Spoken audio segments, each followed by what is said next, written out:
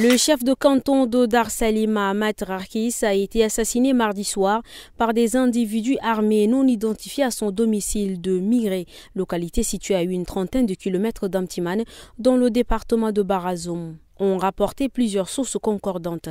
L'attaque est survenue peu après la prière du soir.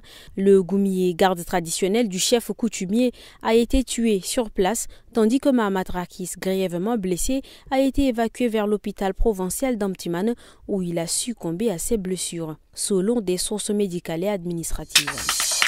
Un accident tragique s'est produit le 16 juin sur le lac Fitri, près de Tchoukoulou, dans la province du Bata, où une pirogue transportant des passagers vers une cérémonie s'est renversée, causant la mort de 11 personnes et plusieurs blessés. La surcharge et l'absence de dispositifs de sécurité seraient en cause. Une enquête est en cours pour situer les responsabilités.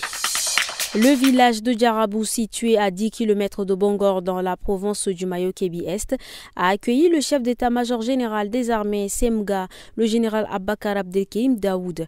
Il était accompagné du délégué général du gouvernement auprès de la province, Abdelkerim Tseid Bosch, du directeur général de l'Office du génie militaire et de la production, le général de division Gerdi Abakar Adoum, ainsi que de plusieurs autorités civiles et militaires.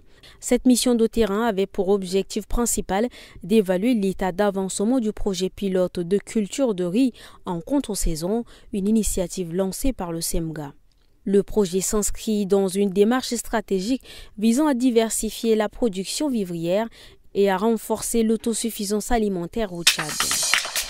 Le mardi 17 juin, Mahamat Assile Kalata, ministre de l'Aménagement du territoire, de l'urbanisme et de l'habitat, a surpris les agents de son département par un contrôle inopiné. L'objectif est de remettre les agents publics au travail, restaurer l'efficacité des services et redonner confiance aux citoyens dans une administration qui, trop souvent, a manqué à ce devoir.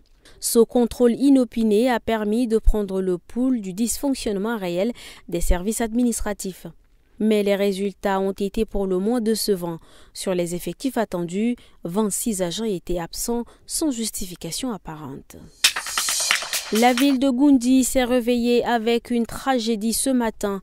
Un père de famille a injecté ses 5 enfants, dont une fille, avec un produit pharmaceutique avant de les assassiner. Après avoir commis son forfait, le père s'est lui-même donné la mort par pendaison. La fille, ayant survécu jusqu'à ce matin, a fini par rendre l'âme à l'hôpital de Goundi. Les raisons de ce acte ignoble restent méconnues, même si certaines sources parlent des problèmes conjugaux répétitifs.